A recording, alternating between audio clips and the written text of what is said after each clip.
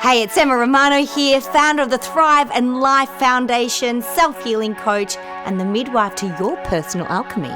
I am Kelly Bowen, founder of the Heaven Within Foundation, CEO of Lifestyle Finance Australia, finance expert, life and business coach. And you are listening to Inspired Conversations, where we talk about the things that really matter. Yes, we go there. We share together what's exciting us, inspiring us, and having the most profound impact on our lives and our clients' lives. And we do this to elevate and inspire you. We cover it all from life, body, love, relationships, trauma healing, addictions, business, money, and all things woo-woo. So sit back, relax, and get ready to be inspired and laugh the fuck out loud. Hey, we're together this time. Yay! It's Emma Romano and the fabulous Phantasmagoras. I like that word, Kelly Bowen. And you're listening to Inspired Conversations. We just went and had a really yummy breakfast. It was so fun. It was good. So we've got a question from one of our beautiful, amazing listeners. Yes, and we encourage you to send us these questions because we love answering them. I'm going to read out the question and I'm going to give you a little bit of context around it, and then we're just going to dive right in. How's that feel for you, Em? Feels fabulous. Amazing. All right. So the question we got was, have you created a topic around discernment? When people are too trusting and get taken for a ride a lot, somebody's going to be taking a client through a process and they want to help, they want to understand why people become gullible and what is it about their character or childhood experiences that takes them down this path. Can we help point them in the right direction? Absolutely, we have got your back. And I asked a little bit more in terms of the context of like what's really going on here and how is this particular gullibleness showing up. And the information I got back was that it's around falling for the scams. So the ones like, you know, the children are starving, and if you don't pay XYZ, your ancestors are going to punish you, or some of those other tax scams where it's like, if you don't pay now, blah, blah, blah, blah, blah. Or so falling for that kind of stuff. And then even when they get the intuition that there's something not right about this, when they either get guilted, feared, or shamed into continuing down the path, they can't disengage. So we're going to go deep today and have a look at like what's going on in terms of the early childhood printing. We're going to talk a little bit about like what it really means to be a sovereign being, because in the way the universe is and law of the universe is that nobody can do anything to you unless you're giving them permission. And you're probably going to go, hey Kel, but I'm not giving them permission to do any of that. And you're right. Yet unconsciously we have susceptibility, and it's our susceptibility that gives the unconscious permission. So our work is to go and find these susceptibilities and do the healing work around it so we can become sovereign, and then we become bulletproof. How do you Nailed it. That's it. That's this episode. So sit back, grab a cup of tea. You ready? And let's dive in. Okay. So discernment. I've got a story about discernment. Yeah, I love this. So we do these big retreats and things like that. And Jack and I, my son Jack and I, we do this thing called drag medicine. And I'll have a lot of people who are very deeply Christian, who say, I can't do that because I'm a Christian. Well, I love that one of the women said, I'm going to do it because I have enough discernment to know whether I will take that on or not. But she participated. That's discernment. Discernment is you choose. Yes. It's being sovereign. I get to choose. I get to choose whether I want to do it, what I don't want to do. It's like sitting there. I've got another story for you, right? Emma's full of stories today. We love story time. So at this cycling thing, I do a lot of cycling in the mornings, and I'm there, and the unfortunate thing that they have on in this place is the news. Oh. And the woman who runs this place, she's mega negative. Like she's always talking about, oh, was there lots of traffic? Oh, I can't stand. And they had something about a wedding. Oh, these people about the wedding. And it just kept going. And it started to shit me. And I'm like, hang on a minute. I can choose whether this shits me or not. I have enough discernment in me whether to take it on or just deny what she's saying. I don't have to play the game. So even though I'm sitting there pedaling away, and I'm there for about 45 minutes and she's nattering away, I don't actually have to play the game with her. I have enough discernment within me to go, I don't need you to stop for me to feel better. Yeah. no one has to change for me. I just decide whether I want to take it on what you're saying or not. Mm-hmm. That's discernment, right? 100%. Yeah.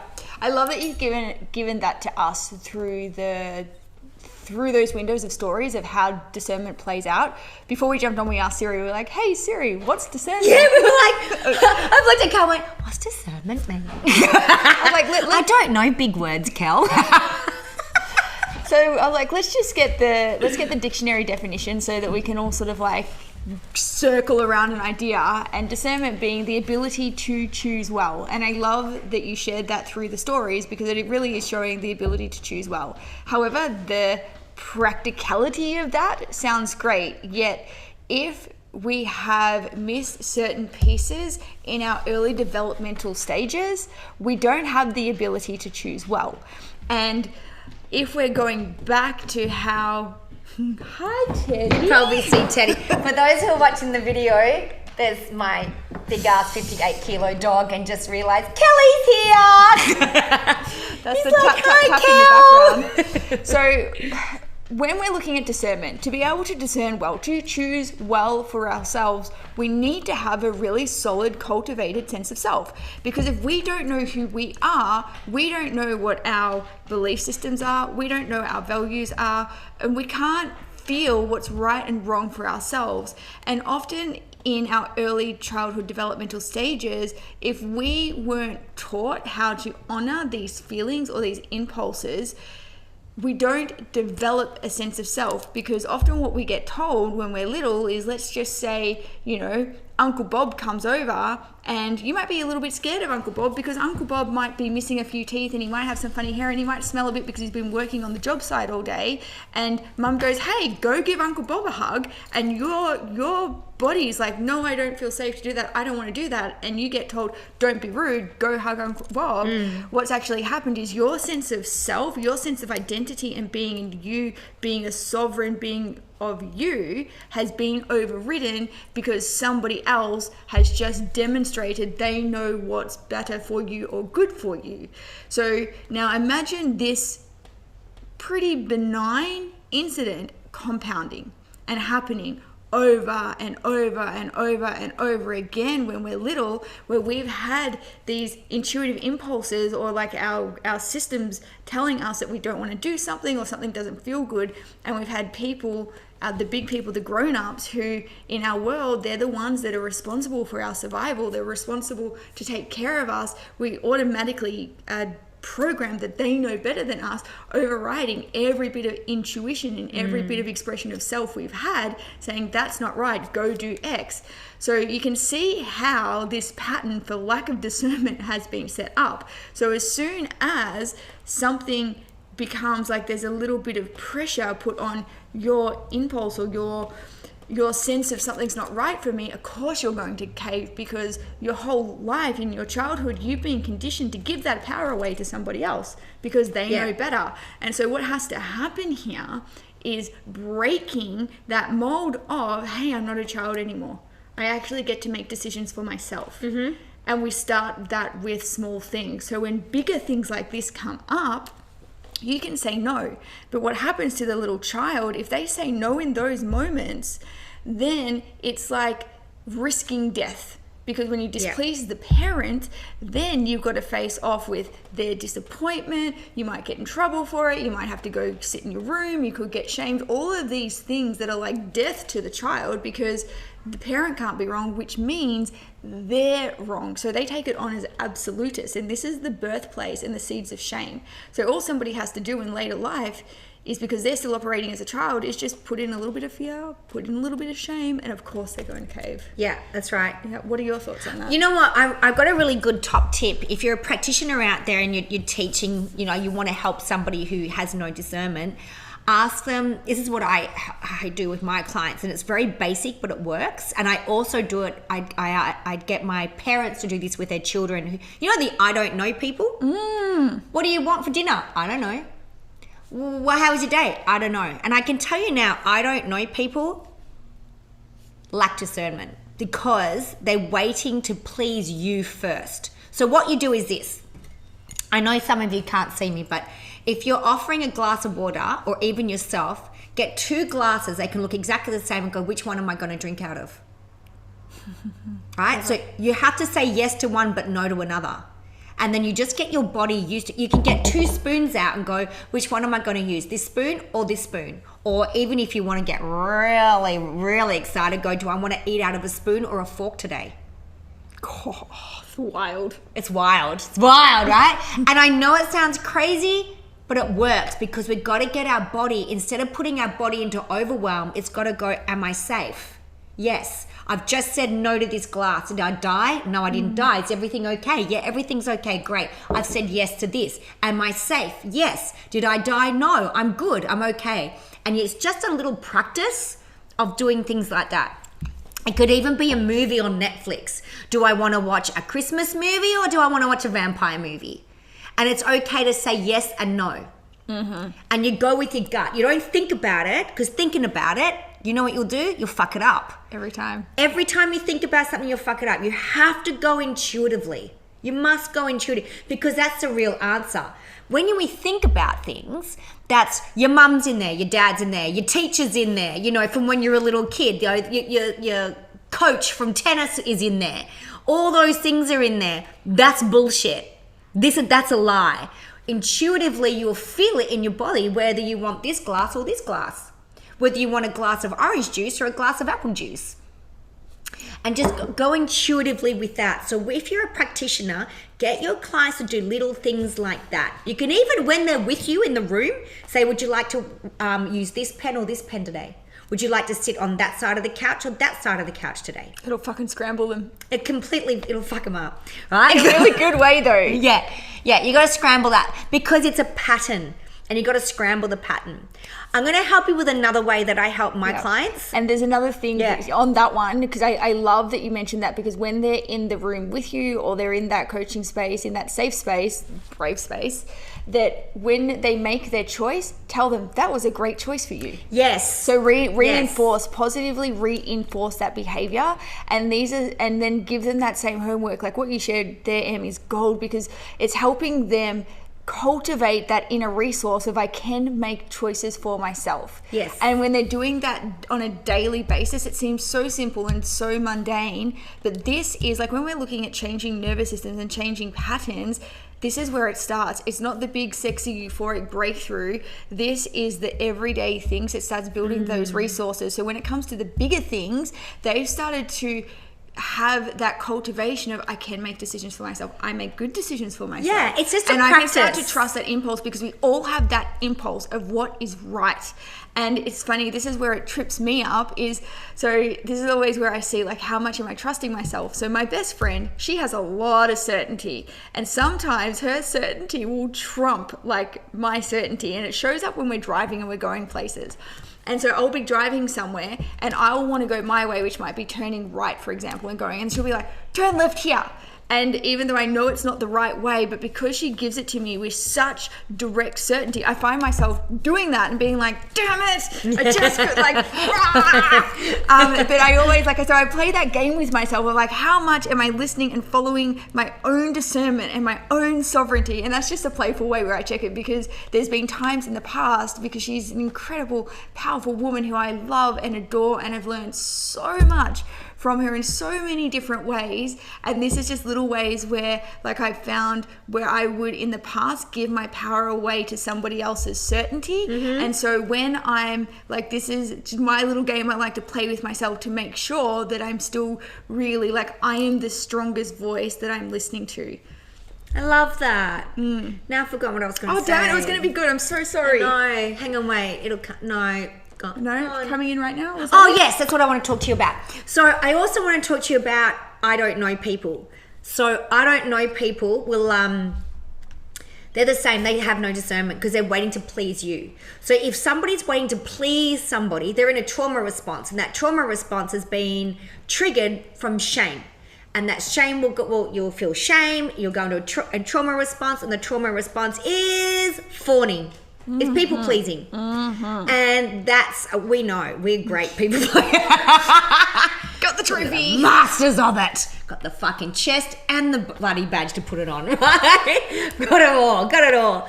So And I mean, it's funny because Kelly and I, especially last year, not this year because we've kind of nailed it now, but last year was massive for us because we went in this big delve of we need to stop people pleasing. Mm-hmm. And when you're focusing on not people pleasing, oh, you see where the fuck it comes up, everybody. Oh my God, it's insane. So it's another thing, you've got to get them out of this trauma response. So how do you get somebody out of a trauma response? Is to calm their nervous system. How do you calm a nervous system very, very quickly? One thing I love teaching is the 4-4-4-4. And you breathe in for the count of 4, you hold it for the count, it looks like a square. Box breathing. Yeah, you hold it for the count of 4, you breathe out for the count of 4, you hold it for the count of 4, and you do it 4 times. Then they can make a decision. Yeah. So ask them to pause. Cal taught me the pause because I would respond to text messages and emails in a trauma response, and she'd say, well, babe, that's never any good for anyone, is it? Because literally when you're in a trauma response, 75% of your brain switches off because it's just in survival mode. We're not in logical mode at all. Get your clients to take the breath. So if they're getting a message at 6 p.m. at night saying, you gotta save the children, you can answer that at 6 a.m. Yeah, after you've slept on it. Sleep on it. And the other thing too that you have to remember here, and I love that you brought up that piece about just pausing. Anytime information comes in, particularly if it's something that where you can feel it's pressing those buttons of you wanting to react or needing to respond to this person. What you have to remember with fawning, the survival response of fawning, what's driving this here is I need everybody else in my environment to be okay so I can be okay. If they're not okay, then I'm fucked. Yeah. So when these things happen, like this inability to discern, and there's this time pressure and urgency around something, or if you don't do this, then it presses straight into that button. It's like it's an emotional guilt of I'm not going to be okay until you respond to me in this way, and it's cracked the person who has the fawning response because they can't help. They cannot relax until they respond to it, and then whoever's putting this pressure on knows all I need to do is press this button to get this person to continually comply with whatever requests or demands I might have, because it's a traumatized response.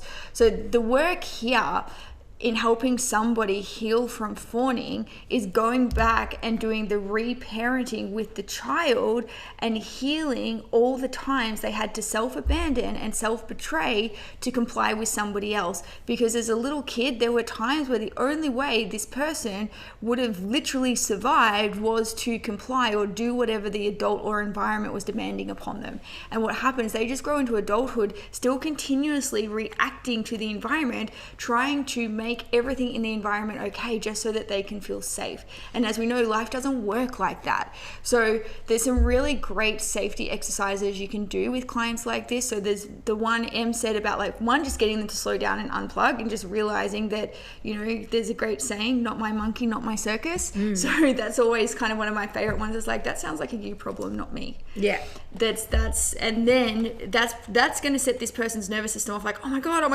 I've done this displeasing thing. I'm going to be not loved. I'm going to be kicked out of the tribe, so abandoned. They're not going to like me anymore, rejected. It brings up all of the deep core wounding. So this is why it's so important to go back and do that healing work with them at that level, because as that heals, then they start to realize that they can say no, and other adults can deal with disappointment. So to say to somebody who has this pattern or has a fawning thing, I'm disappointed with you, is like the greatest way to get them to comply with you, because it's like you've literally just kicked them in the you-know-whats and punched them in the stomach, and they're on the knees. So the other thing that needs to happen here is building safety in the body. And so a lot of people that have had this reaction of people pleasing is they don't even know how to feel safe in their own body, because they've lived so much of their life external and outside of themselves that they never got to orientate themselves with their body or with themselves. So a really good thing you can do, and this was where I started with it, was I turned my bed into my safe space. Now, I'm going to say this with an asterisk, so be really careful if you're using external things to create safety, because if the external thing changes, that's also going to create disorientation with the safety anchor. However, to start to have somebody experience a safe space, it's okay, but what you want to get them to do is to start shifting that into being in their body, and feeling in their body is the safe space. So if ever they start to feel like this, the activation of the nervous system, the anxiety come up, or the fear or the guilt or the shame, they can go, okay, hold on a moment, I'm in a body. I can feel my legs, I can feel my feet, I can feel my hands. Okay, I can feel the breath in my lungs. But at the beginning, this might be too much, particularly if they've never been in their body, and being in their body feels really unsafe. And one of their coping mechanisms is they've learned to dissociate and leave their body.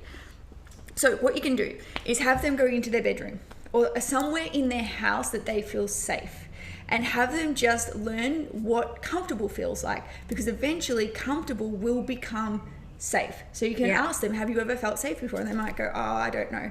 Then you go, okay, great, let's start with comfortable. Have you ever felt comfortable before? Like whether it be, snuggled up in your bed or on the couch with a blanket, and they'll go, yes, okay, great. Can you go to a place where you can feel really comfortable right now? And we're going to try and bring some safety in. So what I want you to do is just feel the couch underneath you. It's a little bit like a hypnotic lead-in. I know that you teach people how to do this with your family freedom protocol. Yeah. So it's like, take some big breaths, feel yourself breathing into your belly, feel it all the way, breathe in, breathe out. Now feel the blanket, feel the weight of the blanket on your body. Feel the whatever it is underneath them, supporting them. Feel the warmth. How does that feel? Is that feeling comfortable? And getting them to orientate themselves with the comfort and the warmth in the space. And then once you've done that, then you can ask them, do you feel safe? And so you've now anchored comfortable into feeling safe. And get them to continuously practice this at least once a day, or any time, or ideally 3 times a day. But anytime they start to feel themselves getting into those states, or if they get that message and presses those buttons, let's put the phone away, go put the phone in the freezer for all I care. Put exactly. it in, freeze it, put it on, like literally stick it in the freezer, put it on freeze, and then have them do this exercise to start to orientate. And have them come back into their body, and not into that going back. They're emotionally flashing back, and they could also be PTSD. They could literally be flashing back into whatever that unsafe situation was when they were little. Yeah, so if you're a practitioner, all perfect. There you go. Go also back and do a lot of inner child healings as well. Inner child healing, you don't have to go back to an event or anything if you're doing it the right way. Doing that, it's explaining to the client trauma responses, shame responses, and how to regulate their nervous system before they're trying. A great question. I mean, we're talking about a particular client. I'm just going to look up the name of this particular book. Keep going. And what you can ask her, what she can ask herself. I always say this: ask yourself really great questions. Stop telling yourself what to do. Ask yourself, well, what do I need right now for not to do that? What do I need right now to feel better about this? What do I need to do right now, or need to feel, or need to think to walk away from that? And it's asking yourself great questions, which is bringing new intuition. I think we've answered the question. I think we have. And there's a book that this book it's amazing. Radically changed my understanding of trauma responses, nervous system responses, and how this all works. The web of all of this is by far one of the most profound books that I've read on this topic. And once I read this, when I started doing nervous system healing, I had no idea what it was. I was like fumbling around in the dark. I didn't really get it. And this book was like the thing that pulled it all together, where I could see the architecture of the whole thing, so that I could really start working within the pieces that needed to be within myself to heal. And it's called Complex PTSD, From Surviving to Thriving by Pete Walker. I highly recommend this book. Yes. Yeah. Life-changing. Yeah. And there's life-changing book. Yeah. There's also been some other episodes we've done around nervous system healing earlier. Like if you go back through our podcast, I think it was like, it's within the first 6 episodes, we did a huge one around the defense mechanisms and how they show up. So we go deeper into this fawning aspect. And I think maybe even within the first 10 or within the first 15 episodes we did, there was another couple specifically on nervous system healing that I think would be really supportive for you in terms of information gathering to serve this client. Love it. Yeah, amazing. Thank you so much for the question. We love these questions. Give us more of these questions. Give us more questions. These are really fun for us to answer because it's not like, we love also too like helping you work through different problems and scenarios Yes. with clients, not just us talking about the cool shit that we're into, but Yes. you make us get nitty gritty with you. Like how would we work through with a client? Where would we go? What would we do? Love it. I love it, love it, love it, love it. Amazing. That's our session for today, peeps. And remember, we're not a paid show. Please share us around. Yes. If you got value from this, I know somebody else will too, so please tag your friends, share it. We love you, and see you on our next episode. Mwah. Hey, Kel here again. Just wanted to say thanks for listening. Remember to like, subscribe to our email list so we can let you know when new episodes come out and other cool things we're up to at www.inspiredconversations.org, and follow us. And if you really loved it, remember, share with a friend. Let's keep the conversation going, and you can do that by joining us in the Inspired Conversations Facebook group. Big love and see you soon.